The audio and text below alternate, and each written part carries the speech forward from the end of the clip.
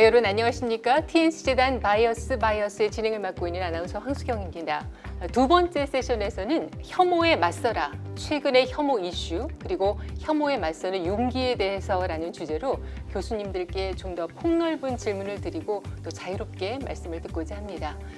혐오 문제는 과거에 박제된 역사가 아닌 현재 진행형으로 계속되고 있는 우리들의 역사, 그리고 지금 이곳을 살아가고 있는 우리가 만들어가는 역사이기도 합니다. 우리 모두가 피해자이면서 또 가해자가 될 수도 있는 것이 바로 이 혐오 문제이기도 한데요. 그런 점에서 교수님들의 경험이 굉장히 궁금한 시점입니다. 어느 분께서 이런 질문을 주셨는데요. 교수님들 모두께 드리는 공통 질문입니다. 네. 교수님들께서는 이제 사회 지도층이시면서 여론 주도층이시면서 굉장히 안정을 획득하고 있는 기성세대이십니다. 교수님들은 혐오나 차별을 경험할 일이 없으셨을 것 같은데 이런 주제를 왜 연구를 하시나요? 그리고 혹시나 이 혐오나 차별을 당해보신 적이 있으신가요? 이렇게 하고 질문을 주셨어요. 저도 궁금합니다. 네. 질문을 들으면서 저는 좀 재밌었던 게 교수님들은 사회 지도층이고 여론 주도층이고 기성세대라고 말했는데 저희도 날 때부터 기성세대는 아니었잖아요. 그러니까 저희 과거 경험을 생각해 보면은 사실은 그리고 대부분 이제 유학을 하신 분들은 바로 그러니까 그런 소수로서의 경험을 하는 기회가 되지 않았나라는 생각은 들어요. 근데 저는 사실은 지금 이 경험을 나누면서 조금 조심스럽기는 한 것이 제가 얼마나 그런 차별이라든가 이런 배제라든가 편견에 무지했나를 보여주는 이제 사례가 한 2개 정도 있는 것 같아요. 네. 그러니까 제가 미국에서 학위를 마치고 교수로 이제 임용이 됐는데 미국 대학에 저는 전공이 커뮤니케이션이잖아요. 그러니까 정말 커뮤니케이션을 잘해야 되는 거예요. 커뮤니케이션 교수니까. 그런데 제가 뭐 한국에서 나고 자라고 대학원까지 나오고 나서 유학을 간 사람이니까 사실 영어로 강의하는 거 지금도 굉장히 부담스럽거든요. 근데 저는 학생들이 그래서 수업을 할 때 예를 들면 근데 그것도 참 재밌어요. 그 백인 학생들이 자기들끼리 귓속말을 하거나 뭐 키득거리거나 그러면은 굉장히 이제 기분이 나쁜 거예요. 기분이 나쁜데 저는 제가 아까 무지라고 말씀을 드린 것이 그거를 동양인에 대한 편견 막 이런 쪽으로 생각이 되기보다는 내가 영어를 못하는 커뮤니케이션 교수라서 이렇게 좀 무시를 당하는구나라는 개인의 능력의 문제로 저는 좀 치환을 해서 생각을 했었어요. 그러니까 어떻게 보면은 제가 그런 경험이 트라우마가 안 된 데는 도움이 됐을 수 있겠는데 그만큼 제가 어떤 그룹 간의 다이내믹스나 뭐 인종 차별이라든가 이런 부분에 대해서 이렇게 민감하지 못했다라는 그런 방증이 될 수도 있을 것 같아요. 또 하나는 뭐였냐면 이거는 뭐 증오 차별까지 얘기하기에는 너무 좀 가벼운 성격일 수도 있는데 혹은 아닐 수도 있고요. 뭐냐면은 제가 어떤 외부 위원회에 소속이 돼서 이제 다른 분들하고 같이 일을 할 기회가 있었는데 정부 관련 그런데 그 위원회에서 이 회의를 마치고 뭐 식사 자리에 가면은 근데 제가 유일한 여성 위원이었습니다. 근데 저를 꼭 위원장님 옆에 앉게 해주는 거예요. 옆에 아니면 앞에. 근데 저는 그걸 어떻게 생각했냐면 야 내가 여성이니까 나를 이렇게 위원장님 다음으로 대접을 해주는구나, 대우를 해주는구나 라고 생각할 정도로 제가 소위 요새 말하는 젠더 감수성이 빵점이었던 거예요. 그래서 요새 제가 신문에서 이제 그런 사례들 가끔 뭐 지역 기관장이 회식을 하면서 여성 직원들을 옆에다 이렇게 쭉 배치를 시켜놓고 이런 부분에 대해서 문제가 됐지 않습니까? 그런 걸 보면서 제가 새삼 깨달았던 건데 하여튼 그래서 교육이 정말 저는 중요하다 이런 생각들. 왜냐하면 그런 어떤 면에서는 제가 굉장히 운이 좋았던 거죠. 그런 것들을 차별로 편견으로 느끼지 않을 만큼 사실은 이게 좀 보호를 받으면서 그런 경험을 안 하고 살았던 건데 그러니까 그런 의미에서도 꼭 개인적인 경험에 토대를 둔 인식이 아니라 학습을 통한 이런 인식이 굉장히 중요한 것 같습니다. 교수님 그런 긍정적인 사고는 굉장히 바람직해요. 정신 건강을 위해서도. 아니 혼자 머리에 꽃 달고 다니는 것 같은 그런 기분이라서요. 네. 되게 좀 부끄러운 경험입니다. 사실은. 무슨 말씀을요. 예. 또 다른 교수님께서는 이 혐오 문제를 연구하게 된 계기도 좋고요. 또 어떤 차별이나 혐오의 시선을 느끼거나 경험해 보신 적이 있으신지? 사실은 저도 한국에서 계속 생활할 때는 너무나 감사하게도 28년 동안 체험할 기회가 없었더라고요.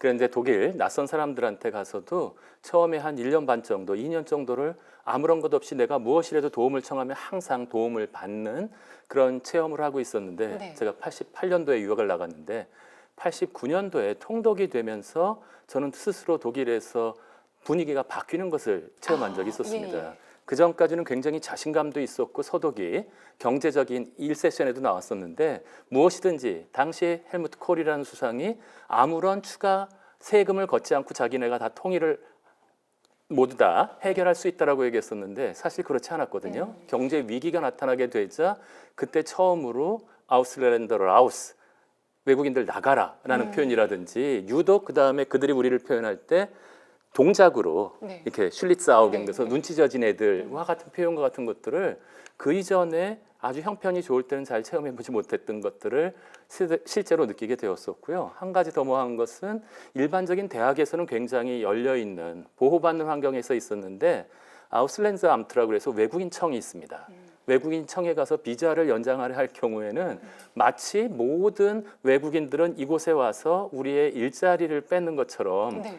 그래서 제가 나중에 화가 나서 그런 적이 있어요. 그러면 꼭 물어봐요. 거의 박사학위가 끝날 때쯤 되니까 박사학위를 받으면 고국으로 돌아갈 건지 아니면 여기에 남을 건지를 꼭 물어보더라고요. 저도 자존심이 상해서 뭐라 했냐면 내가 아침 먹으면 점심 안 먹고 집에 갈 거야 라고 이렇게 외칠 정도로 네. 어떤 의미에서 사실은 자기네들과 다른 사람들 그리고 자기네들의 문화와 경제적인 수준에 대한 굉장한 자부심과 같은 것을 가지고 있었고 네. 그런데 경제적인 형편이 어려워지게 되자 곧 잠재적인 자신들의 일자리를 뺏는 자들로 외국인들을 바라볼 수 있는 그런 위험성들이 있었고요.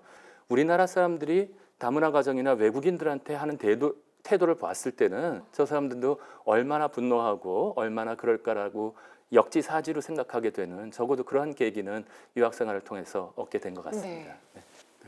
그 혐오 아주 극단적인 혐오의 경험은 많지는 않은데 네. 감사하게도 그러나 이제 뭐 일상적인 편견, 뭐 차별은 경험해 본 적은 있는 것 같아요. 근데 이제 그런 거보다는 제가 이제 이 문제에 대해서 관심을 갖게 된 계기는 아까 사실은 우리 교수님 말씀하고 관계가 있는데요. 우리가 그 어떤 집단의 사람들을 나보다 못한 사람이라고 정신적으로 못한 사람이라고 여기는 게 이제 문제다라고 말씀드렸을 네. 때 어떤 사람들을 우리보다 훨씬 더 나은 사람이라고 보는 것도 문제라고 말씀하셨는데 사실은 그 아까 그 학생의 질문 속에 녹아져 있는 약간의 그 냉소적인 약간 뉘앙스가 있잖아요. 예. 그러니까 교수님들은 뭐 주도층이고 뭐 이런 거. 근데 보니까 제가 이제 대학 교수로서 누리는 혜택이 은근히 많은 거예요. 그 내가 적극적으로 추구한 건 아니었지만 그래서 한번 어떤 경험이 있었냐면은 이제 어느 모임에 갔는데 집이 어디냐고 이제 물어보셔서 한참 전인데 제가 학교 근처에 살았어요. 네. 근데 그 저희 학교 주변이 옛날에는 아마 좀 못 사는 동네였기 때문에 약간 그런 낙인이 있었던 모양이에요. 네. 그러니까 놀래면서 아, 강남에 사실 것 같은데 속으로 그렇게 생각하셨던 것 같아요. 네. 그러면서 아 거긴 공기가 좋죠 이러는 거예요. 그러니까 제가 자발적으로 공기가 좋아서 그 지역에 사는 것처럼 네. 그러니까 이렇게 암묵적으로 아 제가 가지고 있는 어떤 그 지위 때문에 네. 남들은 그 누리지 못하는 어떤 혜택 아 그럴 만한 이유가 있겠지라는 어떤 그런 거를 너무 누리고 사는 건 아닌가. 그래서 제가 경험하고 있는 편견 차별도 굉장히 관심의 대상이지만 네. 부당하게 내가 누리고 있는 어떤 이득들은 뭐가 있을까. 근데 참 교묘하게 어떨 때는 그걸 누리고 싶기도 하고 네. 어떨 때는 이러면 안 된다고 줄타기를 하고 있지만 그런 문제에 조금 관심을 가지고 있습니다. 우리 최 교수님께서 이 질문이 냉소적이라고 말씀하신 거 보니까 질문이 상처가 좀 되셨나요? 아니, 그러니까 제가 워딩 그대로 냉소적이기보다는 그런 의미 그러니까 그렇죠. 그쵸, 이 약간 예. 그런 네.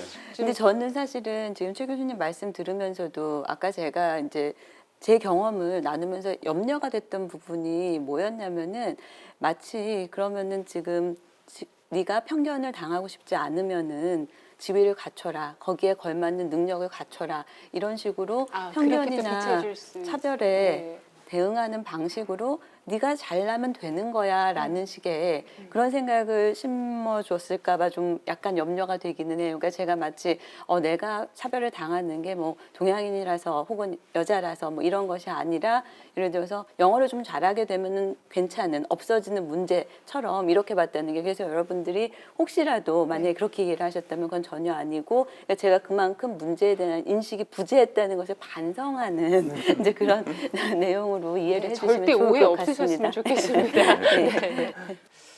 그 앞선 강연에서 많은 분들이 지적을 해주셨어요. 그러니까 혐오로 인한 갈등과 이 차별의 문제는 사회적인 재난 상황에서 더더욱 두드러진다, 더욱 심각해진다. 그러니까 아무도 예상하지 못했던 이 코로나 바이러스로 2020년이 그야말로 재난, 위기 상황이라고 할 수 있는데요. 이런 생각과 고민을 하신 분들이 아마 요즘 시점에 더 많아지시지 않았을까 싶어요. 그래서 휴대전화 뒷자리 4986번 쓰시는 분께서 올려주신 질문을 제가 드리자면 코로나 바이러스가 시작된 우한에서 맥주 축제를 열었다는 그 기사를 봤을 때 엄청난 혐오 감정이 생겼습니다. 이 정당한 분노와 혐오 어떻게 구분할 수 있을까요? 이 분노가 아닌 혐오를 스스로 자각하고 성찰할 수 있는 방법이 있나요? 이렇게 물어오셨어요. 저한테 네. 물어보셨어요. 저는 본질적으로는 굉장히 다른 경험 혹은 감정이라고 보는데 네. 우리가 경험할 때는 두 개가 중첩이 좀 되는 것 같아요. 네. 그래서 분노를 느끼다가 이제 그 분노의 대상이 더 이상 내가 인간으로 여길 만한 사람이 아니다는 생각이 들면 그게 네. 혐오로 바뀔 수 있기 때문에 이 감정들은 연결은 돼 있지만 네. 본질적으로는 굉장히 다른. 그러니까 분노 같은 경우는 사실은 내가 원하는 거를 방해하는 어떤 장애물이 나타나면 인간이 자연스럽게 나타내는 그런 감정적인 반응이죠. 그리고 사실 그거는 되게 긍정적인 면이 있거든요. 내가 목표를 달성하려고 하는데 뭐 방해한다거나 또 줄을 서 있는데 새치기를 한다거나 그럴 때 내 안에서 분노를 느껴야만 그걸 바로잡을 수 있기 때문에. 근데 혐오는 아까도 말씀드렸지만 이건 사실은 같은 인간으로 보지 않는다라는 걸 전제로 하고 있기 때문에 본질적으로는 굉장히 다른. 그래서 혐오가 어떤 공감의 어떤 부산물로 나타나는 것이긴 하지만 그러나 정당화하기는 거의 불가능한. 네. 근데 분노는 사실은 굉장히 긍정적인 기능도 있을 뿐만 아니라 정당화가 될 만한 것들이 굉장히 많이 있죠. 우리가 의분이라고 부르는 것도 있고 뭐 정당 울분도 있기 때문에 그래서 경험상으로는 두 개가 맞물려 있긴 하지만 본질적으로는 굉장히 다르다. 그래서 자기가 내가 느끼고 있는 감정이 분노인지 혐오인지를 알고 싶으면 내가 상대방을 나와 똑같은 정신적인 존재로 보고 있느냐 아니면 상당히 나보다 못한 존재로 보고 있느냐를 스스로 물어보면 아마 그 안에서 자기가 답을 찾을 수 있지 않을까. 네. 저는 최 교수님께 그럼 좀 여쭤보고 싶은 게요. 예를 들면 성경에서 예수님이 그 성전에서 비둘기 같은 걸 팔고 있던 장사꾼들 네. 네. 분노하셨잖아요. 그래서 그 좌판을 다 뒤집어 엎으셨잖아요. 근데 저는 성경에 그렇게 명시적으로 써 있지는 않지만 예수님께서 그 상인들, 장사치들을 혐오하셨을까? 이런 질문은 좀 들거든요. 예수님은 저는 그들의 그 행위에는 분노하셨지만 그래도 그들을 용서하시고 사랑하시지 않았을까 하는 생각이 좀 들거든요. 그러니까 이런 게 그 분노와 혐오를 구별하는데 좀 도움이 되는 생각일까요? 심리학자로서 예수님의 생각을 알 수는 없는. 최 교수님이 당황하시니까 제가 질문을 들으면서 딱 그 생각이 났습니다. 제가 공부하는 토마스 아퀴나스가 방금 예수님이야말로 용서와 사랑과 화해, 그거의 화신이신데 스스로 채찍을 들고 막 이렇게 하신 것에 대해서 굉장히 낯설게 느껴지는데 제가 생각하는 토마스 아퀴나스가 그것을 분석하면서 뭐라고 그랬냐 하면 가장 두려운 것은 이미 저질러진 악에 대해서 분노할 줄 모르는 것이 굉장히 큰 악이다라는 것을 강조한 적이 있었어요. 네. 우리 보통은 모든 것도 용서하고 다 괜찮은 게 괜찮은 것이 혐오를 없애는 것처럼 생각하기 쉬운데 그것은 근본적으로 다르다라고 하는 것이죠. 자, 적극적으로 저질러진 악에 대해서 분노하는 것이 맞는데 혐오와 만일에 정당한 분노를 구별한다면 혐오와 같은 경우는 그 행위 한 사람을 무슨 나치 같으면 쥐와 같은 것을 표현한다든지 해서 행위의 존재 자체를 갖다가 저급한 것, 못한 것으로 내린다면 이 교수님께서 질문해 주신 것처럼 정당한 분노는 성전에 와서 그러한 행위한 것에 대한 분노이지 이 사람 전체에서 너네들은 지금부터 구원에서 빠져라고 생각하셨을 것 같지는 않아요. 그렇기 때문에 우리들이 어떠한 것에서 이게 정당한 분노에서도 자칫 잘못하면 그들이 잘못한 행위 때문에 그들 존재 자체를 갖다가 부정하려 할 때는 정당한 분노도 얼마든지 혐오로 변질될 수 있다는 생각도 좀 구별해서 아까 연결해서 한번 말씀드려 보면 그러한 생각이 듭니다. 방금 단상에서. 네.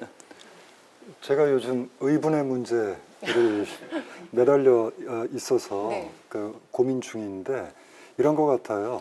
그러니까 분노하는 모양새는 다 행동은 비슷한 것 같아요. 네. 근데 그 동기, 그다음에 파급 효과, 예. 그다음에 어떤 것과 연결돼 있는가, 그 차이가 있는 것 같아서 뭐냐 하면 그 의분의 공통점, 사람들이 그 인정할 때는 두 가지가 갖춰져야 될 것 같은데 네. 첫째는 보편적인 가치, 그러니까 평화, 공생, 관용 이런 그것을 지향하는데 누가 노골적으로 그걸 막고 하게 되면 부딪히면 가려는 길을 뚫고자 하죠. 그때 이제 분노의 감정이지만 목적, 이유가 그 좀 보편적인 뭔가와 연결이 돼 있는 것 같고, 그 두 번째는 의분으로 사람이 인정할 때 그 경계선상에 서 있는 난처한 경우가 있어요. 그 경우가 대표적인 게 그 안중근 의사 경우지요. 이분은 의사였고 의로운 일을 위해서 분노했고, 그다음 이토 히로부미를 저격했죠. 우리 민족 해방의 논리로 보면 당연히 상처받아 마땅하고 그것보다 더할 용기가 없지요. 그런데 그걸 이제 바꿔서 이토 히로부미의 가족, 네. 그 다음에 이제 일본이라는 국민, 이 네이션 단위에서 보게 되면 둘이 부딪혀요. 이 비슷한 일이 어디서 벌어지는가?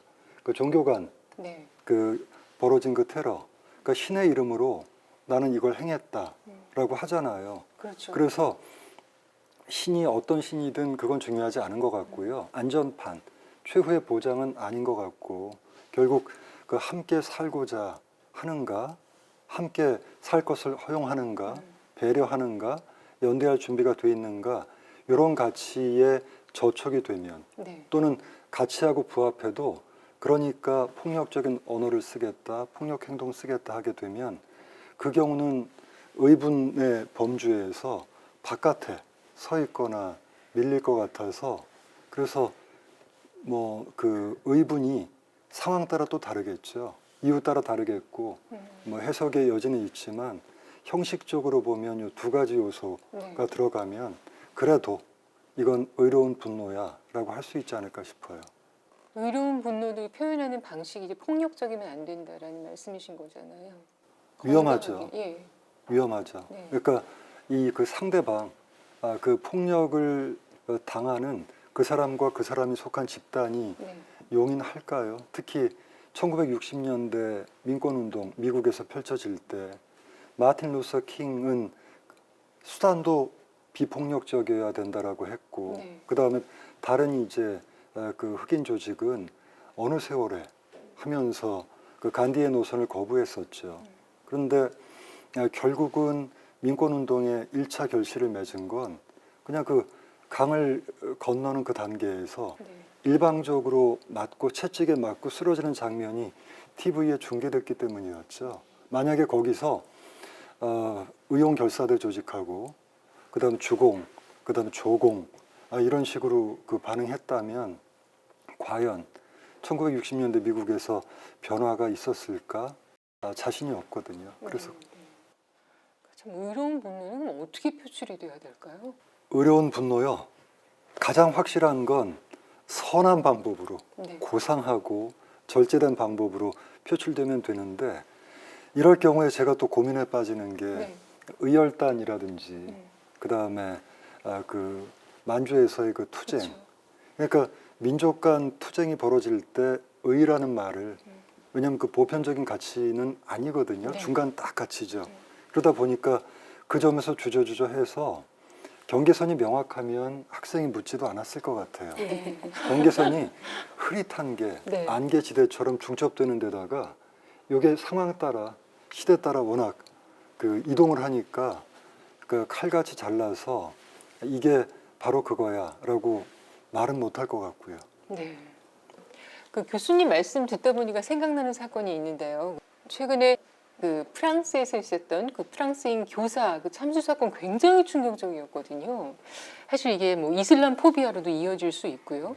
또 근데 이게 굉장히 뿌리 깊은 어떤 원한 그리고 뭐 신념 이런 거에서 비롯되는 거잖아요. 그래서 한 대학생도 이 질문을 올려주셨는데 이렇게 개인 신념으로까지 연결되는 혐오 현상 어떻게 극복할 수 있을까요? 역사적으로 굉장히 뿌리가 깊고 이런 거는 어떻게 극복을 해야 될까요? 네.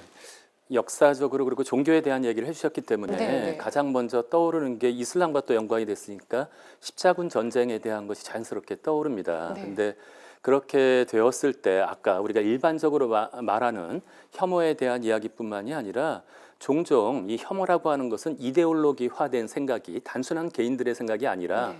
외부로부터 주입되는데 그것을 당연한 것으로 받아들이면서부터 시작되거든요. 그러니까 당시에도 은자 피에르라고 하는 사람이 가서 예루살렘 성지 네. 순례를 다녀오면서 했던 것을 굉장히 과장해서 얘기했고요. 가짜 뉴스가 완전히 거기서 제대로 작동했고요. 네. 그러한 것을 갖다가 당시에 정치가들이라든지 종교인들이 이것을 바라보면서 정당화시켜주는 작업을 합니다. 데우스 로불트, 하나님께서 이것을 원하신다라고 하는 것들이 마침 그것을 듣고 있는 사람들한테 촉발을 해주는 역할을 해냄으로써 네. 이게 막 번져나가기 시작하는데요. 한 가지 중요한 것은 거기서 당시의 사람들이 이성적으로 이것을 자기 스스로 판단하고 양심에 의해서 움직여지는 것이 아니라 거의 외부에서 주입되는 것을 그대로 흡수해서 오히려 증폭해서 내보내는 방식으로 일어날 때 폭발적으로 거의 모든 그것이 작동하게 되고요. 한 가지 더 슬픈 것은 종종 종교라고 하면 이것은 신앙, 네. 정념에 대한 감정에 대한 문제이지 이성과는 상관없다라고 생각하는 케이스가 나타난다면 오히려 그래서 종교라는 쪽이 이성적인 비판을 막아내거나 이쪽을 억누르는 쪽으로 작용한다면 이 종교적인 신념에 대한 부여를 갖다가 비판적으로 생각하는 것은 없어지기 때문에 훨씬 더 위험해진다라고 생각합니다. 네. 실질적으로 종교와 관련된 전쟁이 굉장히 잔혹했는데요. 네. 십자군 전쟁뿐만이 아니라 아까 개신교와 가톨릭에서 이루어졌던 30년 전쟁이 있거든요.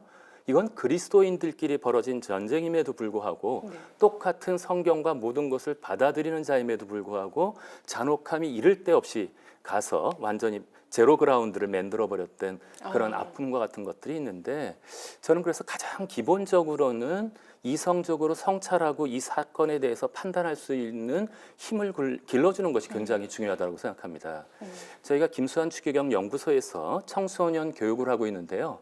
처음에는 그랬어요. 김수환 추기경님의 이 좋은 얘기들을 가서 가르친다라고 얘기했는데 그대로 튀어나옵니다. 애들은 그런 좋은 얘기들은 너무 많이 들었다라고 해서 그것을 튀어나오는데 그래서 저희가 완전히 방법을 바꾸어서 틀을 만들어 놓은 다음에 그 틀에 대해서 아이들이 먼저 자신들이 생각을 얘기할 수 있고 그 사태를 비판적으로 성찰할 수 있는 기회를 만들어 주었는데 저희들 스스로 완전히 깜짝 놀라고 말았습니다.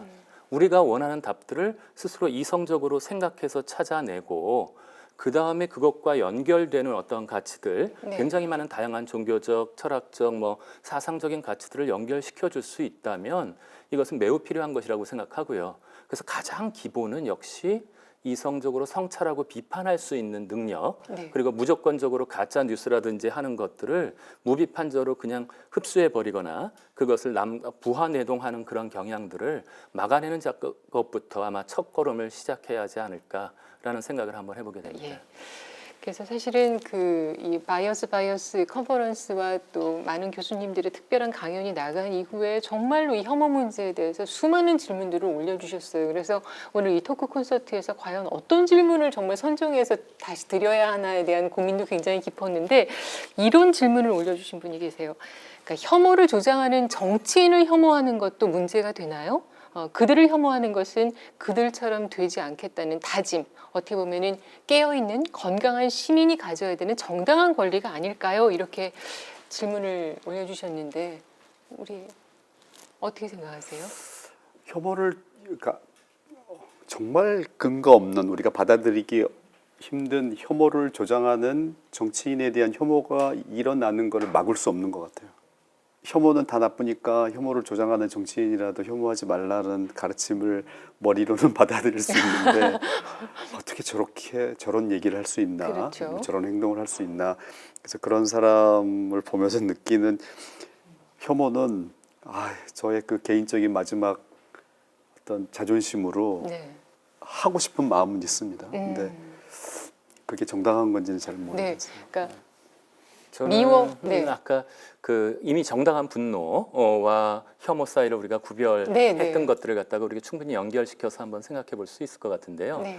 사실은 우리 최혁은 교수님께서 얘기하셨지만 여러 가지 가치, 공존하고 함께 해야 되는 이런 가치들을 적극적으로 해치는 행위에 대한 부분에 대해서 우리가 그냥 넘어가면서 아까 모든 것들을 혐오하지 말아야 되니까 저도 컨퍼런스 본 다음에 아주 표현하는데 아주 조심하게 되더라고요. 네. 혐오 언어들을 어떻게 피해야 할까. 그런데 진짜 그런 어떤 정치인들이나 보면 자동적으로 제가 나오더라고요. 저도 모르게 혐오에 대한 표현들을 이미 쓰고 있었다라는 생각은 들지만 그럼에도 불구하고 우리들이 정당함이라고 하는 부분이 닫혀 있지만 않다면 네. 그것들이 내가 하고 있는 공감도 마찬가지였지만 몇 가지 중요한 가치들이 닫히지 않고 계속해서 성찰한다면 자신들이 스스로 성찰을 통해서나 종교를 통해서 받은 올바른 가치에 대한 부분들을 우리가 모두 다 포기해 버릴 필요는 저는 없다라고 생각합니다. 네. 오히려 만일에 경쟁 사회라고 한다면 각각의 생각과 각각의 종교들이 어떻게 하면 함께 더 잘 살 수 있는 모든 종교 안에도 그런 가르침들이 있거든요.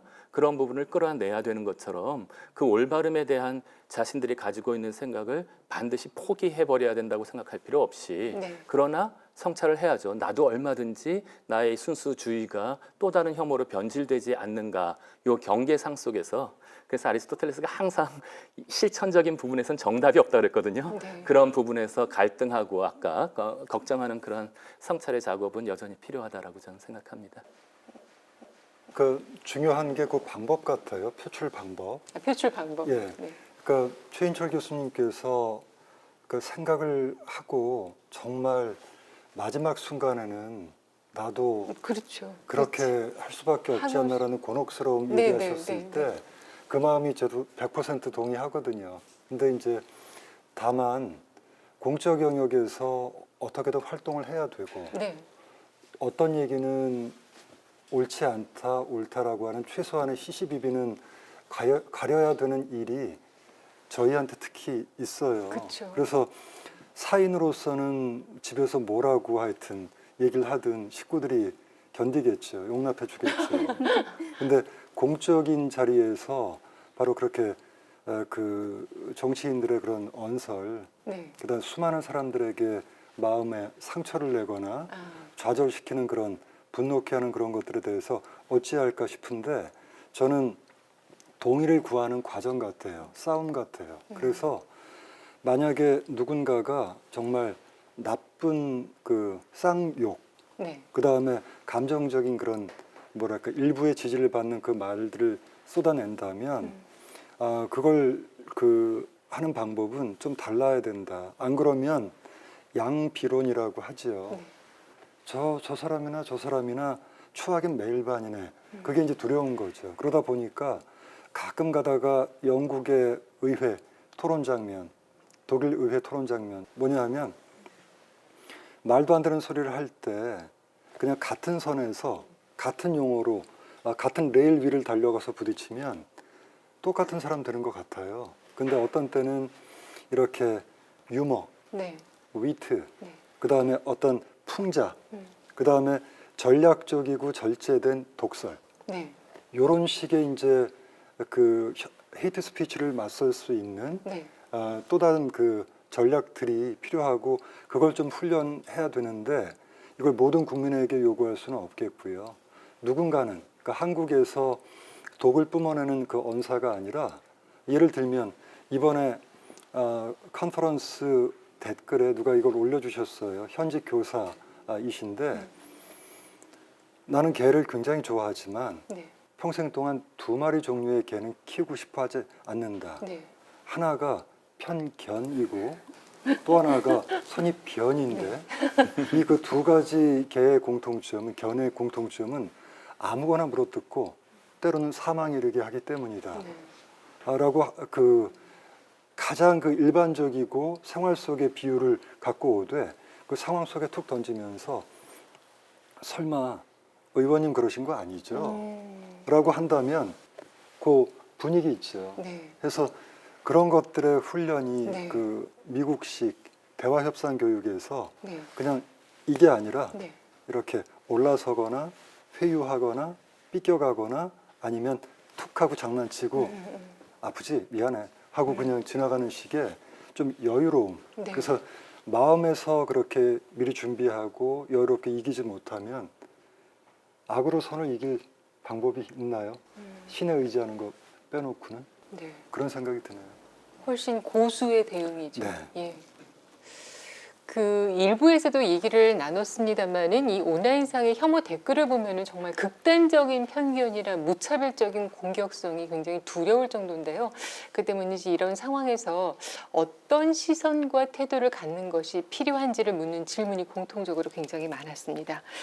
그래서 대학생 3169번 쓰신 분이 올려주신 이 질문을 보면은 이 혐오 표현에 대항하는 대항 표현의 중요성을 알게 됐습니다. 그런데 어떻게 해야 이 대항 표현을 드러낼 그런 용기가 생길까요? 예를 들어서 좋아요를 누르기를 넘어서서 이 대항적 행동으로까지 이르게 하는 방법을 알고 싶습니다. 사실 용기가 필요한 거거든요.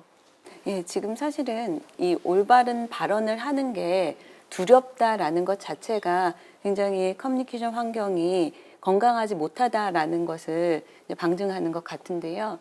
근데 많은 사람들이 그렇게 욕설을 하고 혐오를 하고 편견을 드러내고 하는 데서 그게 아니다라고 말하는 게 쉽지 않은 일이잖아요. 그러니까 저는 이게 어려서부터 이 커뮤니케이션 이 환경을 이제 안전하다라고 느끼게 만들어주는 게 중요한 것 같아요. 그러니까 집에서도 사실 제가 저희 아이들이 이 방송을 보지 않았으면 좋겠는데 제가 과연 아이들이 어떤 말을 해도 괜찮은, 그러니까 그 말이 잘못됐으면 그걸 고쳐는 주겠지만 하지만 그들이 잘못된 생각을 드러내는 데는 주저함이 없는 네. 이제 이런 환경을 만들어주는 건 굉장히 필요할 것 같거든요. 그래서 이게 자기들이 가지고 있는 생각이 어떤 경우에는 옳을 수도 있고 옳지 않을 수도 있어요. 네. 그렇지만 그리고 다른 사람들의 생각하고는 나는 좀 다른데라는 거를 본인이 인지하고 있는 경우에조차도 이 말을 했을 때 무시당하거나 아니면 조롱당하거나 네. 아니면 따돌림을 당하는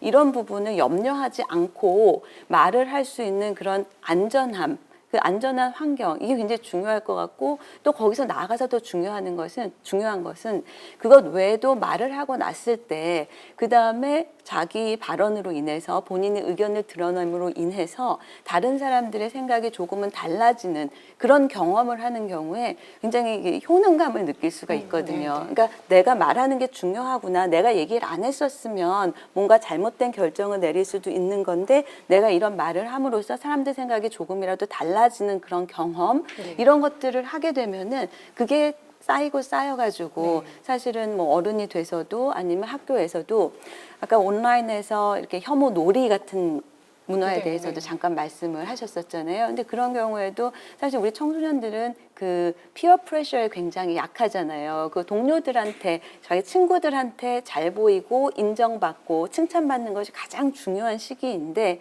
그렇기 때문에 개인만 어떻게 바꾸려는 시도보다는 공적인 교육의 일환으로 그 규범에 대한 확실한 인식을 심어주는 게 아이들이 그것을 공유할 수 있게 만들어주는 게 굉장히 중요할 것 같고 그렇다고 해서 저는 이제 학교에서 다 해야 된다라는 그런 말씀이 전혀 아니고 말씀드린 것처럼 가정에서부터 사실은 아이들이 의견을 얘기할 수 있는 그런 안전한 환경 만들어주고 그다음에 아이들의 생각이 오르면 이건 정말 부모로서는 쉽지는 않더라고요. 네. 처음에 제가 얘기했던 것에 아이들이 다른 의견을 얘기했는데 듣고 보니까 그게 더 맞는 말 같을 네. 때가 없지 않아요. 그런데 그 자리에서 그걸 인정하고 받아들여 주는 게 사실은 왜 어른으로서의 쓸데없는 자존심 내지는 뭐 고집 같은 것도 네, 있고 왠지 권위를 세우지 못할 것 같은 것도 있고 내가 이렇게 되면 다음 다음부터는 얘들이 내 말을 들을까 하는 그런 뭐 쓸데없을 수 있는 염려도 있고 그런데 사실 그런 면에서 어떻게 보면은 학교에서 아이들을 교육을 시킬 때 저는 그 학부모들에 대한 교육도 좀 병행해야 하는 게 아닌가 하는 생각이 많이 들어요.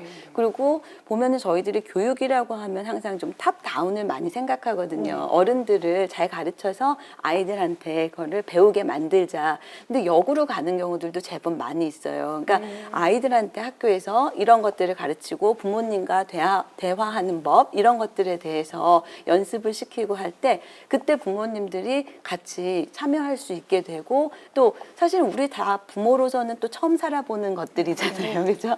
그러니까 이 생에서 부모는 처음이기 때문에 그 부분에 대해서 학습할 수 있는 기회가 또 의외로 많지는 않을 거란 말이죠. 그러니까 아이들을 통해서 부모님들을 교육한다. 이게 일방적인 교육이라는 의미가 아니라 함께하는 훈련 같은 걸로 커리큘럼을 생각해 볼 수도 있지 않을까라는 생각은 들어요. 제가 사실 이 혐오 표현 관련해서 말씀 들으면서 아까 교수님 말씀 들을 때 그 미러링 생각이 많이 났거든요. 그러니까 지금 보면은 이제 여성에 대한 혐오 표현들 이런 것들이 많이 문제가 되고 하면서 그 똑같이 눈에는 눈, 이에는 이 해가지고 이 미러링이라고 소위 말하는 현상들을 볼 수가 있었는데 이게 대항 표현으로 볼 수 있느냐 없느냐는 사실은 그렇게 중요한 문제는 아닌 것 같아요. 어떤 의미에서 대항 표현이 그럼 뭐냐라는 정의부터 시작을 해야 되는데 그냥 넓게 말해서 대항 표현은 그런 혐오 표현에 대항해서 이걸 무력화시키는 그런 표현들을 얘기하는 거다라고 하면 저는 미러링도 일종의 대항 표현이 될 수는 있다고 생각해요. 그 목적이나 의도만 본다면. 하지만 그게 과연 의도했던 바의 효과를 달성하는데 가장 좋은 효과적인 전략적인 방법인가에 대해서는 아니라는 생각이 더 많이 들거든요. 그러니까 뭐냐면은 오히려 어떤 면에서는 더 이 여성들이 그동안 받았던 차별이나 피해에 대해서 공감을 하고 있는 사람들조차도 거리를 두고 싶게 만드는 이제 그런 극단적인 표현들은 사실은 본인들이 애초에 도달하고자 했던 달성하고자 했던 목표 이런 남성들의 여성에 대한 혐오를 무력화시킨다라는데 그다지 도움을 주고 있는 것 같지 않거든요. 그래서 그런 의미에서도 사실 말씀하신 내용들을 다시 되짚어서 오늘 우리 사회에서 아주 심각하게 아주 뚜렷하게 드러나고 있는 문제에 적용해 볼 수 있을 것 같습니다. 오히려 그 목표에 도달하지 못하고 이제 반감이나 똑같은 사람들이다. 그렇죠. 부작용이- 양비론 네, 말씀하셨는데 네. 그것도 마찬가지예요. 그리고 오히려 중도에 있는 사람들을 그 공감을 더 저해하는 네. 그런 방식으로 드러나는 것 같아요. 근데 참 그 너무나 중요하고 그러면서 또 예민한 문제이기도 한데, 그러니까 저도 사실은 이번 그 컨퍼런스를 통해서 이 대항 표현이 얼마나 중요하고 절실한가를 이제 느끼고 이제 정말 깨닫게 됐는데, 그러면서 또 이거 용기 내기가, 왜냐면 사실 이 현상에 대해서 분명히 이건 아니다라는 목소리를 내고 싶지만 그 이후에 벌어질 일들, 막 신상이 노출되고 막 그 이후에 벌어질 막 인터넷 범죄에 관련해 노출되는 문제들, 이런 것 때문에 참 용기 내기가 쉽지 않겠다. 특히 이제 아이들도 그렇고 또 부모 입장에서도 이제 아이들이 그런 표현을 한다고 했을 때 이걸 그냥 그렇게 두고 볼 수만 있을까? 사실은 그렇기 때문에 그런 생각을 하고 있는 침묵하는 다수들이 함께 좀 동참하고 같이 아까 나왔던 연대할 필요가 좀 있는 거예요. 그러니까 우리가 용기 내기 어려울 때는 어떤 면에서는 다른 사람들이 어떤 생각을 하고 있는지 모르기 때문에 내가 소수일 거라고 착각을 한 경우들도 없지는 않거든요. 그리고 저는 심지어 이런 것도 봤어요. 이게 대부분의 사람이 하는 생각은 뭐 아닐 수도 있겠다는 생각이 들지만은 어떤 학생들 같은 경우에는 이게 내가 틀린 걸 알지만 여기에 대해서 내가 대항 표현을 한다라는 것이 결국은 약간 나는 좀 깨어있는 시민이야 하는 이런 자기만족 같은 걸 위한 거 아니겠냐. 이런 식으로도 한꺼풀 더 들어가서 생각하는 학생들이 있더라고요. 일단은 그렇게까지 자기 성찰을 할 수 있는 부분, 본인의 어떤 겉으로 보기에 옳아 보이는 행동의 그 동기까지를 성찰하고자 하는 그 마음에는 굉장히 칭찬을 해주고 싶고요.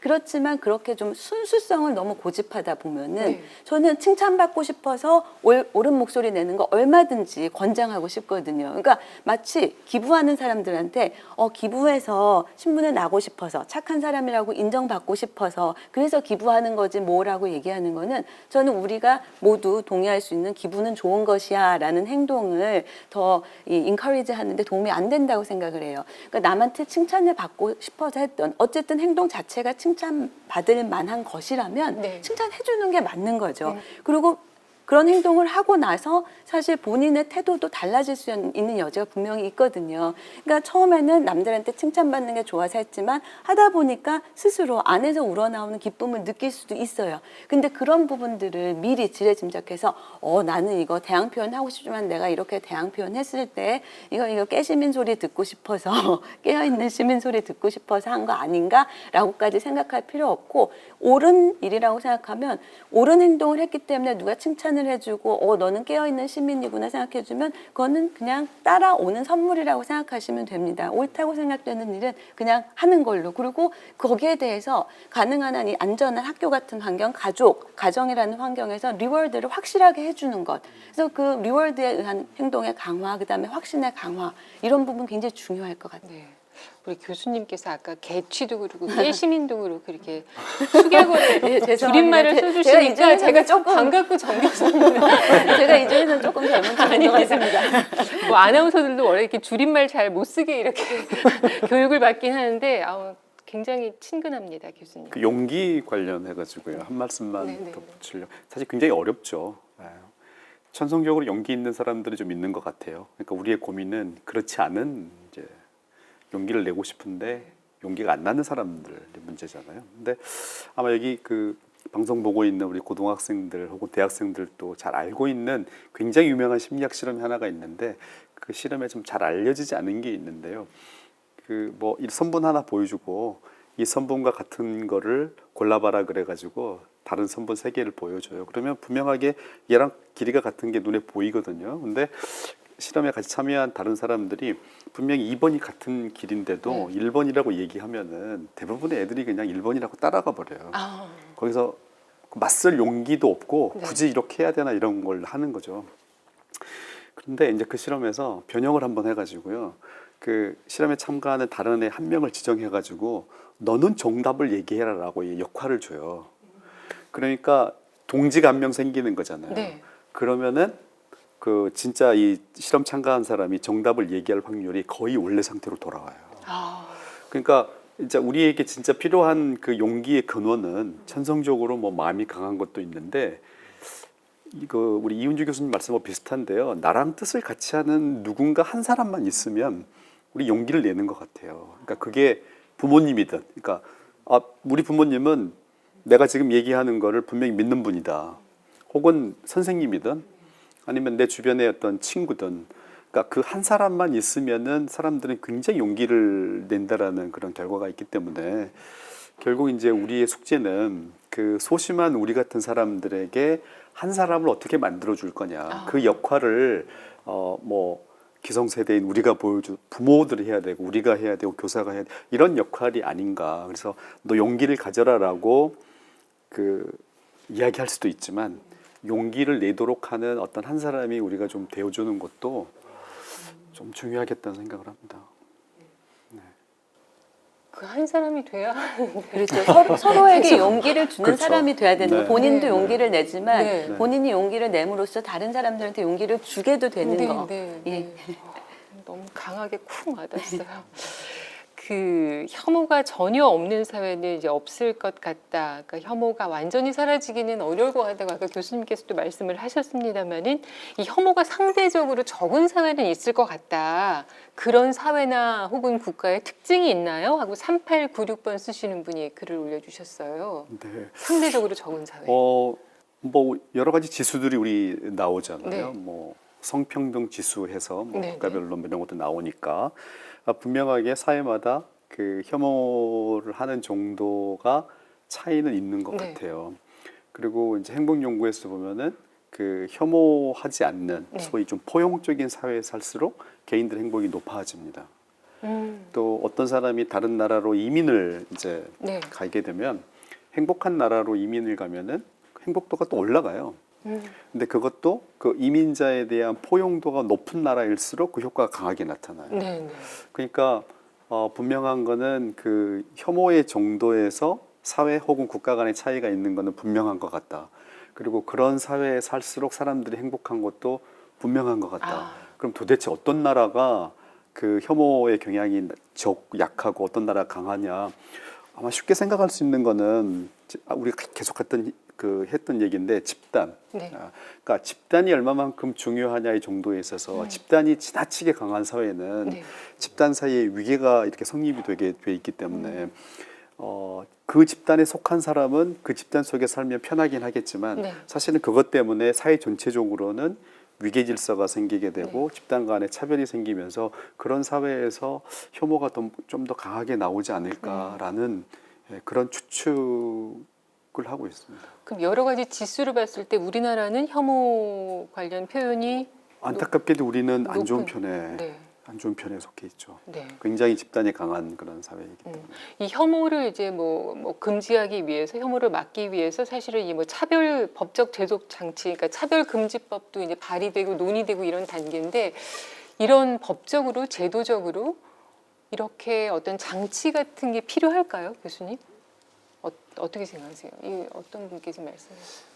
네, 사실은 얼핏 생각하면 마치 정신적인 것이 굉장히 중요하고 그런 어떤 가치와 이런 것만 중요하다고 생각하기가 쉬운데 사실은 마녀 사냥이라는 것이 굉장히 널리 퍼졌던 시기가 있었는데 널리 퍼졌던 시기는 역사적으로 굉장히 많이 연구가 되어 있는데 언제 사라졌는지가 놀라울 정도로 분명하게 나타나지 않습니다. 어떤 분이 또 물어봐도 주셨는데 한 가지 흥미로웠던 것은 그게 마치 이성이 굉장히 발달하면서 그것이 끝날 것이다라고 그렇게 생각한 것이 있었는데 사실은 이러한 것들이 마을 같은 곳에서 암묵적으로 횡행되고 있던 것을 네. 사법적인 제도가 나오게 됩니다. 아. 마녀 재판을 하지 말아야 되고 이런 것들이 차별적으로 거의 테러 수준으로 이루어지는 것을 막아내기 시작한 다음부터 오히려 중앙 집권이 이루어지면서 이것은 나쁠 수도 있는데 국가가 긍정적으로 작용했던 것은 이것을 법으로 금지함으로써 이것을 실행한 적이 있었거든요.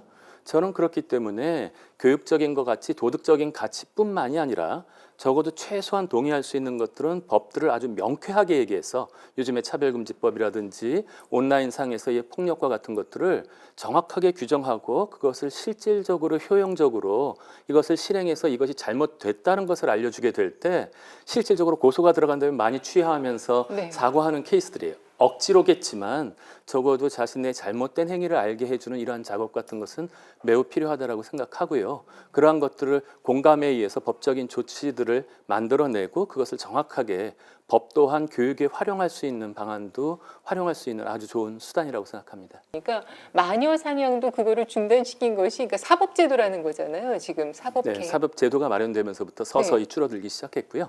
항상 법이 있다고 다 항상 지켜지는 것은 아니기 때문에 그럼에도 불구하고 어떤 방향성으로 나가야 될지 하지만 이 법에 대한 강조가 우리의 도덕적인 부분이라든지 그러한 부분을 약화시키는 쪽으로 작동하지 않도록 그런 안전장치라든지 그런 부분은 또 반드시 필요할 것 같습니다. 예. 법이 중요한 것 같은 게 왜냐하면 사람들이 법으로 얘기했을 때 이것들은 꼭 지켜야 한다라는 그런 의미도 있지만 법에서 위법이라고 규정하지 않으면 해도 되는 걸로 생각하는 그런 측면이 있거든요. 예, 예. 그러니까는 난 법대로 했어. 법대로 합시다. 이런 표현들이 사실은 이제 그런 생각을 반영한 거라는 생각이 드는데요. 그러니까 그렇기 때문에 정말 우리가 이게 동의하고 있는 가치라면 정말 우리가 지켜야 하는 원칙이라면은 법으로 만들어 주는 것이 그런 식으로 법에 정해져 있지 않으니까 이거는 가능한 받아들임직한 용인이 되는 행위라는 그런 해석을 차단할 수 있는 효과는 있을 것 같습니다. 네. 법이 빨리 제정돼야겠네요. 최 교수님 의견 있으셨어요? 아니요, 같은 얘기입니다. 그래요. 그러니까 우리의 도덕의 그 어떤 발전 혹은 네. 도덕 의식의 어떤 함양에 비추어 볼 때 법은 좀 늦는 것 같거든요. 그러니까 법은 항상 도덕보다 뒤늦게 오기 때문에 네. 지금 우리 사회에서 이런 혐오 혹은 차별에 대해서 우리가 가지고 있는 이런 어떤 깨달음의 수준에 법이 그거를 따라오고 있는가라는 질문을 던져보면은 굉장히 뒤떨어져 있다는 생각이 들어서 네. 특정 법이 필요하다라는 어떤 특정 법에 대한 얘기를 하려고 하는 건 아니지만 법이 사실은 도덕 위에 있을 수 있느냐 문제는 또 다른 문제인 것 같긴 해요. 그러나 우리가 가지고 있는 이런 높아진 도덕적인 의식에 법이 동참해서 도와줄 필요가 분명히 있다. 네. 뭐 이런 생각을 하고 있습니다. 이런 글을 올려주신 분이 계세요. 그러니까 가끔은 사람들이 너무 쉽게 용서를 말한다는 생각이 듭니다. 실질적인 차별이나 상처를 받아서 삶이 피폐해진 그 혐오 피해자들에게 가해자를 용서하라고 얘기하는 것 자체가 또 하나의 폭력이라는 생각이 드는데요. 그 참혹한 학살 현장에서 살아남은 유대인들은 나치, 넓게는 독일인을 어떻게 용서했나요? 이런 글을 올리셨어요. 진짜 용서 참 쉽지 않은 일이잖아요.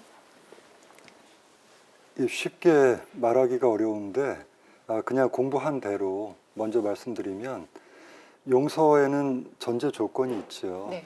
그 무슨 일이 어떻게 해서 어떤 배경에서 벌어졌는지 그걸 처음부터 끝까지 어느 정도 밝혀야 되죠. 그거 없이 그냥 서둘러서 이렇게 봉합해 버리면 안 되고요. 네. 두 번째는 가장 바람직한 건 가해자가 네. 그 희생을 입은 사람, 죽었으면 말을 못 하고요. 그 유가족한테 그걸 고백하고 용서를 구해야 되는 게 가장 이상적이에요. 근데 현실에 그런 경우는 굉장히 드물고요. 이 문제는 그 유대인 경우를 빌려서 얘기하고 싶지 않고 그 한국 현대사가 네. 워낙 네. 참혹했기 때문에 네. 제주 4.3에서부터 최근까지 비일비재했죠. 근데 그 첫 번째 경우 개인 대 개인 또는 그 작은 마을이나 직장에서 대면 관계에 있을 때 네. 이때가 사실 용서가 굉장히 어려워요. 왜냐하면 창피하기도 하고 그다음에 처벌이나 보복이 네. 두렵기도 하고 수많은 것 때문에 고백을 잘 못하고 해서 홀로코스트 관련된 경우도 대개 노인이 돼서 걔는 기독교 문화가 있기 때문에 마지막 그 하나님 앞에 용서를 구할 때 사람한테 가서 먼저 얘기하랬잖아. 성경에 그렇게 돼 있거든요. 그러니까 가서 그 앞에서 공적으로 고백을 하고 그 다음 다시 가서 용서해달라 이렇게 되는 게 있지요. 근데 우리 문화는 사실 그렇지는 않고 그래서 한국에서 보면 희생자, 피해자 쪽이 그냥 고백만 하면 또는 고백이 아니어도 그냥 미래 고백을 기대하면서 포괄적으로 그렇게 하겠다라고 얘기를 해요. 근데 이게 우스운 게 아닌 게 마을 공동체에서는 아주 중요해요. 예를 들어서 제주도 제주시 애월읍 하귀리의 네. 경우에 4.3 때 2,800명 주민 가운데 320명이 죽었거든요. 근데 이게 토벌대가 죽인 게 있고 무장대가 죽인 게 있지만 가장 그 안타까운 게 토벌대가 마을에 그 사람들을 시켜서 이렇게 죽이게 해요. 그걸 이제 대리학살이라고 하는데 이래 놓고 나면 공동체가 와해돼요. 그리고 서로 분노하고 밀고 하죠. 그렇죠. 바깥에서 독극물 주사를 주입한 거죠. 근데 어찌됐건 간에 죽은 사람 입장에서 보면 그 이웃집 사람의 오른쪽 두 번째 손가락, 네. 그러니까 어디 숨었는지 대하고 위협할 때 그 사람은 자기 가족 살리기 위해서 이렇게 뒤쪽 헛간 가리키거든요. 그걸 숨어있던 죽은 사람의 아이는 본 거고 평생 동안 그 저주받은 이웃집 사람의 두 번째 손가락을 잊질 못하니까 이 경우에 용서가 가능한가 할 때 수십 년이 흘러서 2003년도에 하귀리에서 이렇게 정말 고통스럽게 몇 년간 노력해서 합의 봤어요. 과거를 이야기하지 말자. 왜냐하면 우리가 처음부터 범죄자여서 죽였던 것이 아니라 네.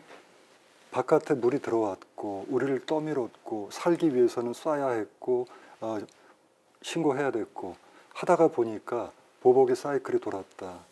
이걸 누구 책임을 물으려 하면서 그때부터 이제 뭐랄까 희망의 침묵 선언을 한 거죠. 서로 묻지 말자. 그리고 한 자리에 근데 비석은 따로 해서 그 우리가 함께 같은 날 지서 지내자. 그게 이제 영모원이에요. 영원히 돌아가신 마을 주민들을 추모한다. 요번에 이제 4.3 2020년 추념식 때 대통령이 방문했던 곳이죠. 어렵지만 이런 경우가 그 전라도 구림마을, 그 다음에 제주 하귀, 그 다음에 두 개 마을이 더 있어요. 이게 소중한 이유는 한 마을에서 농사를 같이 져야 돼요. 논두렁을 같이 놓고 농사 짓죠. 그러니까 절박한 거예요. 이렇게 미워하는 사람하고 그 토지 측량도 같이 못해요. 그 얼굴을 어떻게 봐. 그러니까 이제 너무 절박함 때문에 떠밀렸고 마을에 신뢰받는 지도자 세 분이 3년간 사람들을 설득했고 그 다음에 한 사람이 돈 많이 내면 안 된다 해가지고 똑같은 금액을 모았고 하는 식의 아주 어려운 노력이 있었지요. 어려워요. 그러니까 이거를 쉽게 기대할 수가 없지요. 근데 국가 단위는 사실은 옅은 화해, 네. 쉬운 화해, 심지어 가짜 화해라고 하죠. 왜냐하면 대면 공동체가 아니에요. 그리고 자기 세금이 거기 들어가는지 안 들어가는지도 모르죠. 그러다 보니까 아까 말씀드렸던 이스라엘 같은 상대적으로 강한 적, 을 건드렸단 말이죠. 네. 그러면 아데나우 정부가 서독에서 했던 일은 배보상해야 돼요. 그 다음에 가해자에 대한 최소한의 법적 처벌해야 돼요. 인적 청산해야 되고요. 그 다음에 그 기업과 교육의 책임 수행해야죠. 근데 이거는 국민 전체로 보면 내가 고백하는 것도 아니고 내가 내 호주머니에서 직접 건네서 해야 되는 그런 상황도 아니다 보니까 그냥 총리가 네. 이스라엘 갔을 때 1년에 한 번 정말 미안하다, 잊지 않겠다 얘기하면 된 거라서 쉬워요. 물론 이 쉬운 일을 안 하는 나라도 있긴 있어요. 근데 이제 해서 그 곤혹스러운 건 용서가 있어야 내가 용서를 구해야 용서해 줄 수 있다라고 하는 거, 이거는 백지 위에서 새로 그림 그리면 가능한데 보통 희생자 유가족은 부모 잃고 가난해요. 정신 충격받았고 제대로 그 성장한 적이 없어요. 네. 완전히 기울어진 운동장이 아니라 가파른 운동장에 서 있죠. 네. 그렇다면 결국은 참고 내 부모 이렇게 돌아가셨고 나의 인생은 망가졌지만 거기에 대한 적대감, 분노가 살아있는 걸 돌아보니 내 속이 지옥이더라. 내가 악마가 돼서 그 사람을 돌로 쳐 죽이는 꿈을 자꾸 꾼다. 내가 살기 위해서 아이한테 트라우마 전승하지 않기 위해서 나는 간곡하게 기다렸고 기도했고 이제 제발 그 힘 달라고 네. 그 외쳤다. 그냥 그렇게 나는 미워하지 않겠다. 혹은 미워하지 않도록 노력하겠다라고 왜 thank you in advance 하잖아요. 용서도 긴 일을 기대하면서 하는 거죠. 그 순간 이 가족은 본인은 이 그 결박, 지옥 같은 마음, 그 살인자의 그 분노 여기에서 벗어날 길이 열리는 거죠. 그 불공평한데 현실의 역관계가 불공평한 데서 대면 관계에서는 이런 식의 나는 정말 악마가 되지 말자, 살인자가 되지 말자, 그리고 어떻게 해서든 올라서자라고 하는 건데 그 이스라엘의 그 예후다 엘카나라고 하는 히브리 대학 철학과 교수가 1987년도에 하레츠라고 하는 이스라엘 신문에 썼어요. 제발 이스라엘인들이여, 유대인들이여, 우린 잊자. 우리가 어느덧 나치의 심성을 갖고 그 다음에 팔레스타인인들이 이렇게 하고 있지 않은가. 우리가 가장 닮지 않고자 하는 그 나치와 닮은 행동을 보이는데 이렇게 되면 이거야말로 그 나치가 제일 바라던 거 아닌가? 우리가 유일하게 간직할 수 있었던 게 도덕적인, 순결하진 않아도 도덕적인 정당성이었는데 그걸 잃어버린 우리는 뭔가 하면서 우리는 잊자. 그 대신 가해 측과 제3자들이 기억하도록 요청하자라고 하는 유명한 사설을 썼어요. 저는 그게 굉장히 소중해서 마음속에 간직하고 있는데 어제 온라인 컨퍼런스 하면서 또 흔들렸어요. 왜냐하면 시간이 지난 일은 돼요. 다음 때에는 돼요. 네. 제주 4.3은 72년 지났죠. 네. 근데 남영동에서 고문당했던 분들, 그 보안사에서 고문당했던 분들, 이분들이 그 트라우마 치료를 받으면서 고백한대요. 저들이 좋은 집에 살고 있고 그 다음에 씩 웃으면서 한마디도 그 사과하지 않고 국가를 위한 일이었다고 할 때 우리는 용서에 할 수 있는 최소한의 여지가 없다. 어떡하냐? 우리 보고 왜 자꾸 떠미냐? 라고 개인이 고백하면 이 그 의사 선생님도 더 말을 못 한다는 거죠. 그 곤혹스러움은 있지만 살기 위해서 인간다움을 유지해야만 결국은 살아도 사는 거니까 요 정도 얘기할 수밖에 없네요. 네. 우리 심리학과 최인철 교수님께서는 용서에 대해서 그 얘기를 꺼내는 것조차도 좀 아니 지금 최 교수님이 너무 그 공감할 수 있는 얘기를 다 해주신 것 같아요. 용서는 뭐 저희도 이제 행복해지기 위해서 많은 덕목들을 가르치는데 가장 가르치기 어렵고 네. 그래서 가장 마지막에 얘기하는 게 용서하기거든요. 그래서 네. 용서는 뭐 흔히들 우리가 신의 영역이라고 얘기를 하고 네. 원론적인 수준에서 음. 그 부처님 말씀처럼 이미 말씀하셨지만 용서하지 못하고 있으면 그 뜨거운 석탄을 내 손에 쥐고 있는 거와 똑같아. 내가 쟤한테 던지려고 하고 있는 동안에 결국 내가 아파지는 거니까. 그런데 원론적으로 그렇게 얘기를 하더라도 사실 그 피해를 당한 사람들은 그렇게 얘기를 하면은 그래도 나는 꼭 한 대는 때려주고 용서하겠다라는 그 마음이 있거든요. 그래서 그 마음을 외부에서 우리 질문하신 분이 말씀하신 것처럼 너무 빨리 강요한다든지 너무 무례하게 강요한다든지 이게 맞다라고 어떤 도덕적인 정당성을 부여해서 그렇게 하지 못하는 사람을 비난하는 거는 정말 폭력적인 일이라고 생각하기 때문에 네. 그 부분에 대해서는 우리가 조금 조심해야 되지 않을까. 참 어려운 주제다라는 얘기를 드릴 수밖에 없을 것 같아요. 네. 우리가 참 끝없이 그 교수님 네. 무슨 간단한 얘기인데요. 지금 말씀하신 것 전부 다 공감하고요. 사실 개인과 개인의 관계에서는 망각하는 게 좋죠. 그러니까 forgiving이 forgetting이 되는 게 사실 개인의 어떤 자기 삶을 위해서 산자들을 위해서는 좋은데 그게 이제 개인과 개인의 관계가 아니라 집단과 집단의 관계가 됐을 때 네. 과연 누가 누구 대신 사과를 사과하고 하고, 용서를 네. 베풀 것이냐. 네. 만약 정부가 대신 나서서 피해자는 원치 않는데 대신 용서를 해주고 가해자 측은 이제 됐지? 이제 더 이상 얘기하지 마라는 식으로 돼버린다면 이거는 정말 아닌데 그러니까 계속 이 책임의 문제가 남는데요. 제일 어려운 경우는 가해자 피해자가 다 돌아가신 경우에 네. 그 후손들의 책임을 누가 어떻게 질 것이냐 참 어려운 문제죠. 유대계 프랑스 철학자인데요. 잔 켈레비치라는 사람이 있는데 그분이 이런 말을 했어요. 용서는 죽음의 수용소에서 죽어버렸다. 결코 용서할 생각 없다. 근데 이게 이 사람 좀 성격 나쁘네 이렇게 얘기할 수도 있지만 네. 어쩌면 솔직한 것 같아요. 솔직한 것 같아요. 아니 자기가 뭔데 죽은 사람들 대신 용서를 해줘요? 그러니까 이 문제는 이게 네. 뭐가 정답이라고 얘기할 수가 없는 것 같아요. 네. 참 쉽지 않고 또 얘기를 꺼내기도 조심스러운 그런 문제인 것 같아요. 인류가 끝없이 이제 반복하고 또 잘못하고 있는 문제가 바로 이 혐오 문제일 것 같은데 좀 나아져야 하잖아요. 어떻게 하면 좀 혐오를 줄여갈 수 있을지 그리고 예를 들어서 이 혐오 표현이나 어떤 폭력 행사에 대해서 어떻게 우리가 대항을 할 수 있을지 네. 교수님들께 한 말씀 다 청하고 싶습니다. 그 홀로코스트 경우로 다시 잠깐 돌아갈게요. 1957년도에 이스라엘 정부가 1953년에 국립 홀로코스트 추모 시설인 야드바셴을 만들고 57년도부터 문을 열고 제일 처음 한 사업이 열방의 의인들을 선정해서 감사의 메달을 드리는 거였거든요. 이 조건은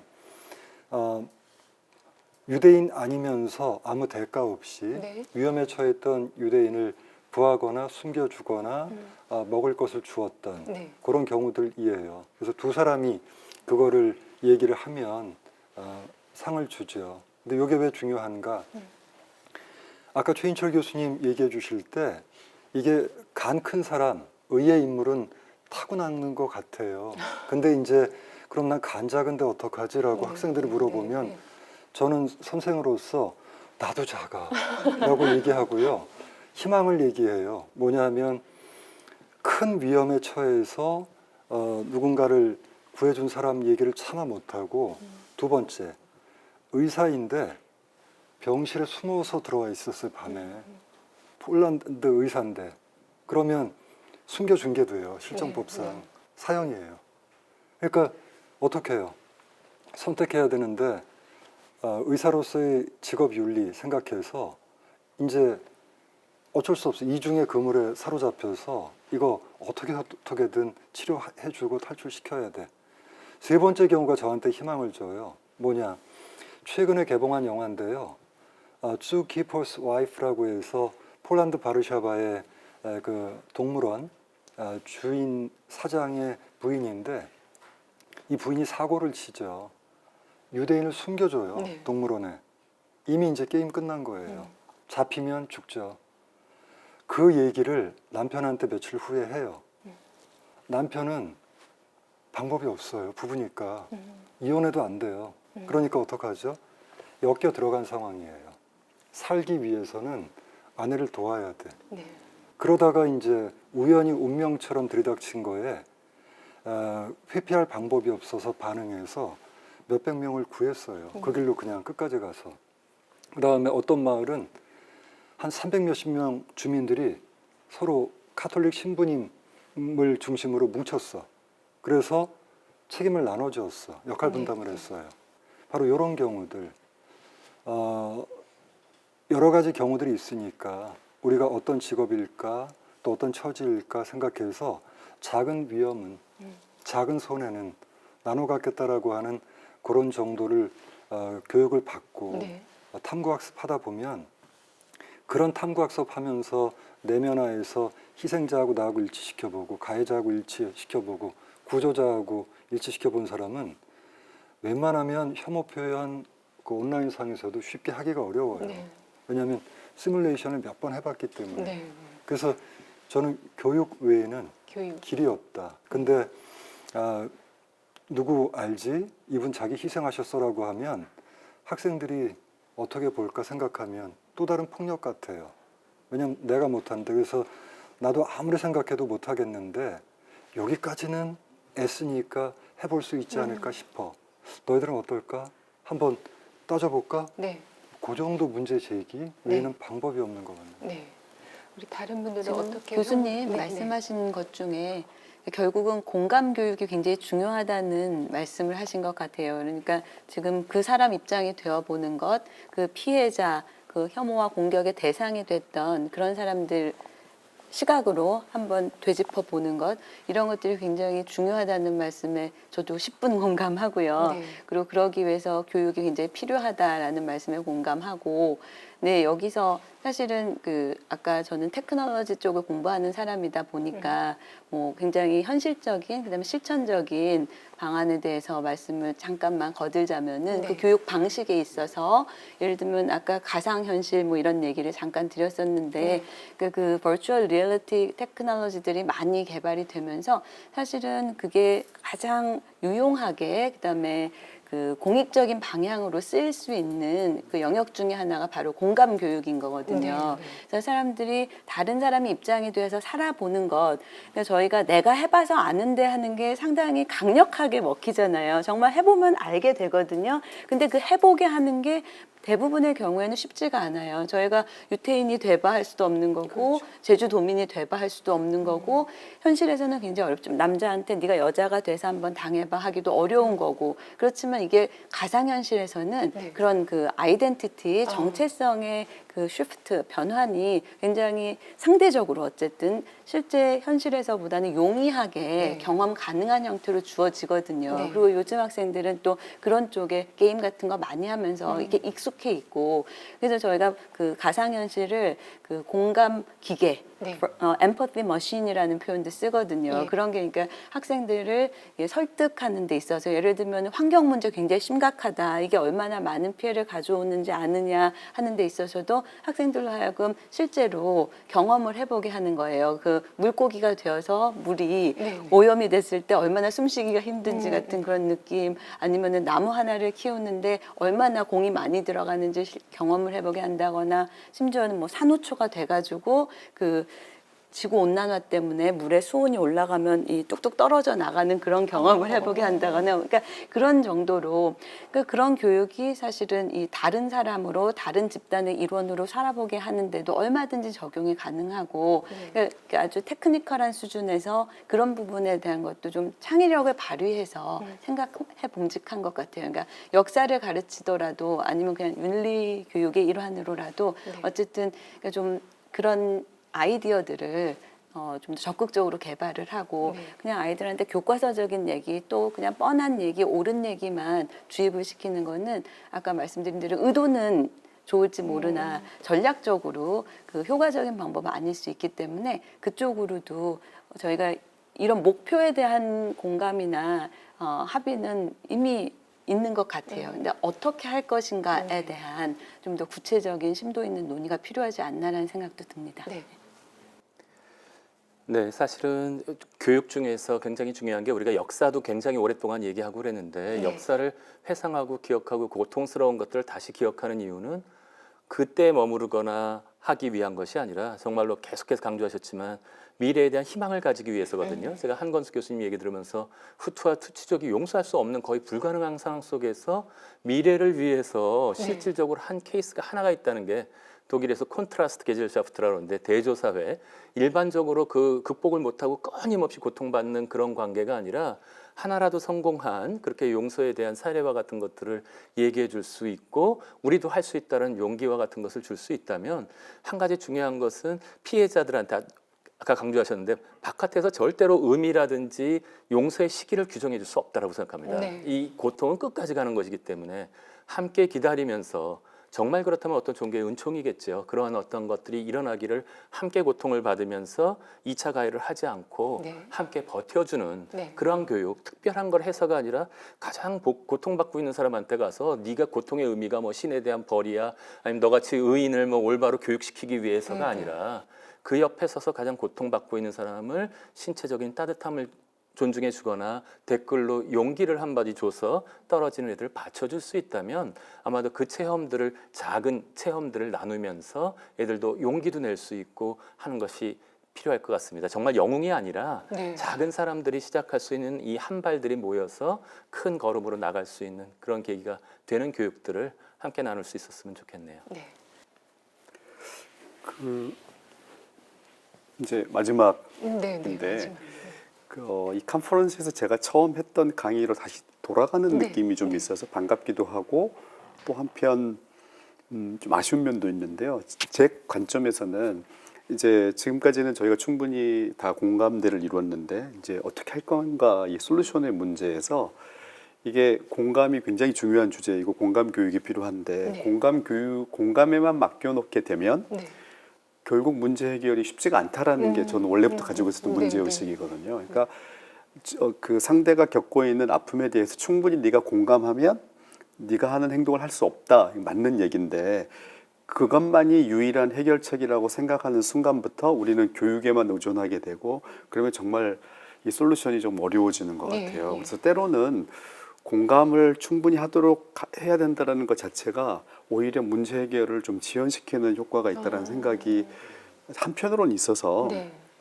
지금부터는 이제 우리 행동을 바꾸는 작업이잖아요. 그러면 이런 혐오와 관련되지 않고 우리가 나쁘다고 생각하는 행동을 바꾸기 위해서 지금껏 우리가 동원했었던 그 많은 지식들과 테크닉을 다 고려해 봐야 된다고 생각을 해요.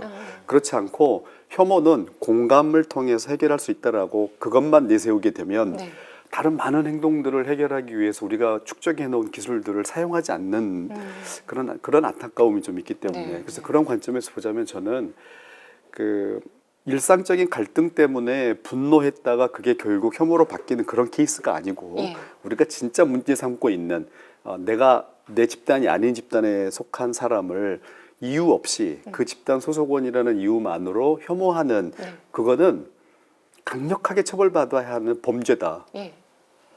그러니까 이게 얼마만큼 중요한 범죄인지를 인식시켜 올리는 그런 작업이 굉장히 필요할 것 같다. 그래서 그게 법을 통한 거든 교육을 통한 거든 그렇게 올라오지 않고 혐오의 대상이 되는 사람들이 겪고 있는 고통을 네가 공감하는 것 맞는 얘기고 당연히 해야 되는, 우리가 병행해야 네, 되는 네. 거지만 그것만으로 만족을 할 수는 없다.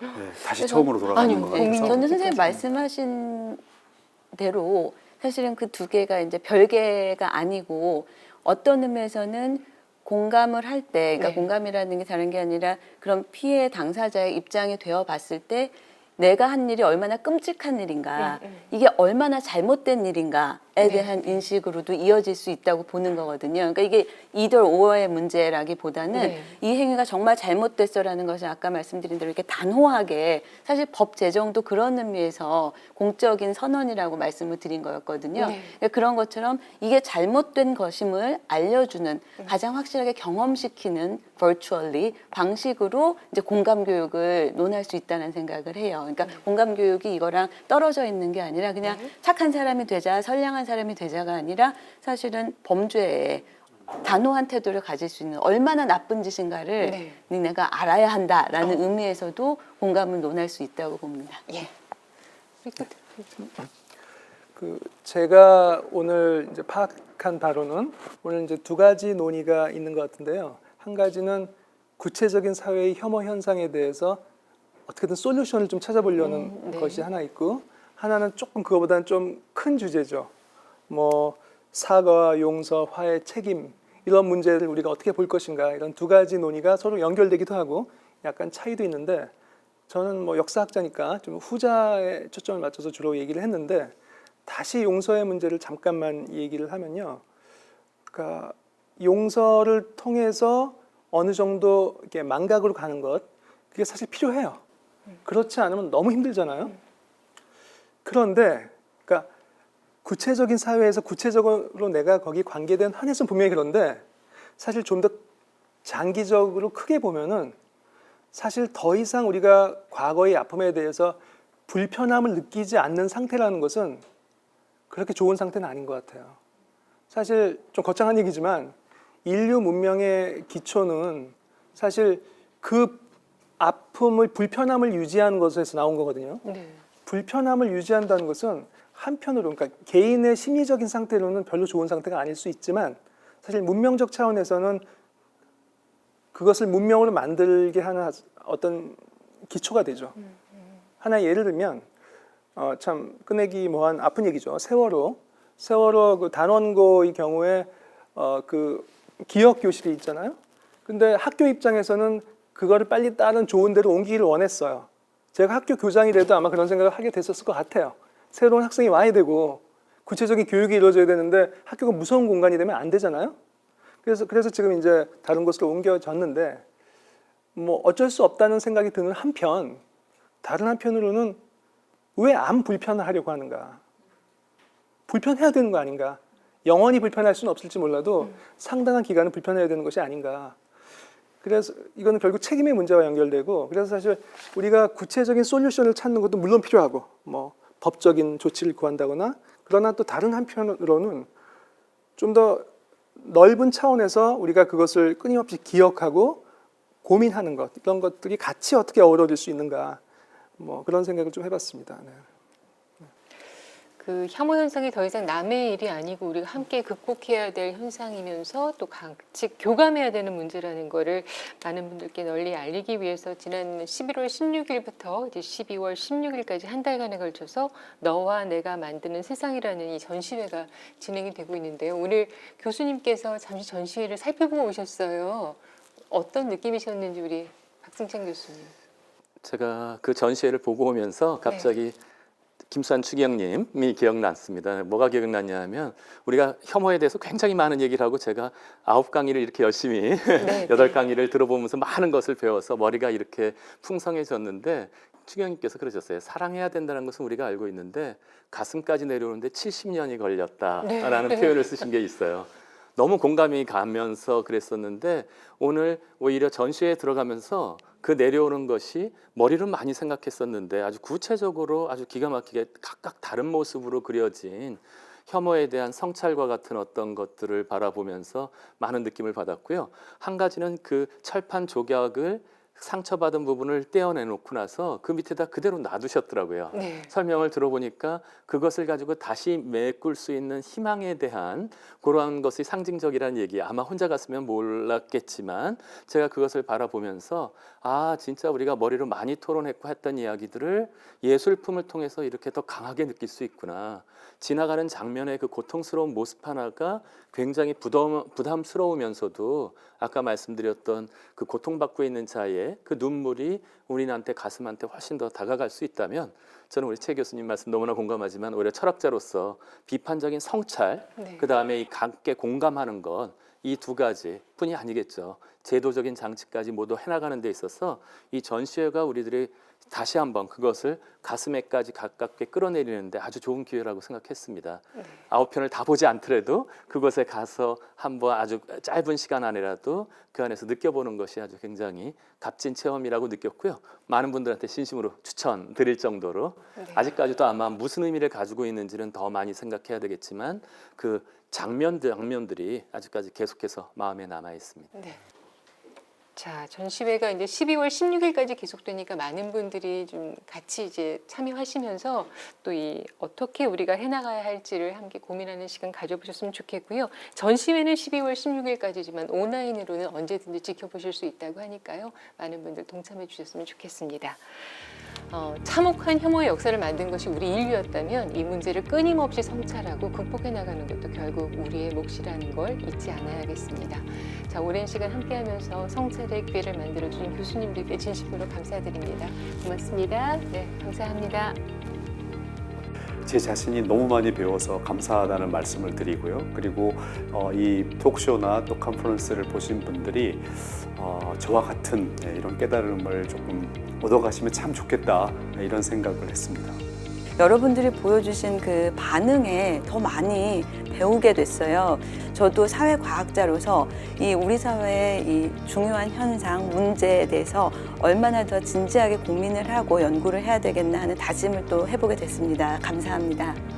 여러 학문 분야 전공하시는 선생님들과 함께 얘기하는 게 이렇게 즐겁구나, 배우는구나 라고 굉장히 포만감 속에서 돌아갑니다. 고맙습니다. 오늘 여러 분야에서 오신 분들로부터 전혀 생각해 보지 못했던 중요한 말씀들을 너무 많이 들었습니다. 또 더 나은 대안을 찾는 좋은 계기가 되었으리라고 봅니다. 회의 기간 전체 그리고 다른 교수님들의 강연을 들으면서 정말로 많은 것을 배우는 시간이었습니다. 이런 값진 가르침의 기회를 만들어주신 TNC재단 모든 분들께 진심으로 다시 한번 감사드립니다. 저는 지금까지 제가 해왔던 일의 특성상 어떤 일에 있어서 항상 객관적이고 중립적인 자세를 유지하려고 애를 많이 써왔는데요. 우리 사회에서 일어나고 있는 혐오 현상에 대해서 제가 너무 방관하지 않았나, 무책임한 자세로 살아오지 않았나를 굉장히 뼈저리게 돌아보는 그런 계기가 됐어요. 지금 우리가 여러 가지로 참 그 힘든 시기를 맞이하고 있는데요. 이럴 때 이 컨퍼런스 한번 처음부터 끝까지 지켜보시면서 지금의 우리 모습이 어떠한지 그리고 내 주변의 모습들 한번 살펴보면서 마음이 조금 더 따뜻해지고 우리가 앞으로 어떻게 살아가야 되는지를 좀 편안하게 그리고 기분 좋게 고민해보는 그런 시간이 되셨으면 좋겠습니다.